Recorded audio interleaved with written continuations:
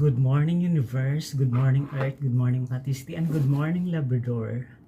To this vlog is mag-coffee break tayo. Wala tayong pinopromote na product, parang ngiting tagumpay. I believe. Ito, I like this color pink. Kasi parang, ano siya, wala kang kasalanan. Purity is pink. Ayan oh.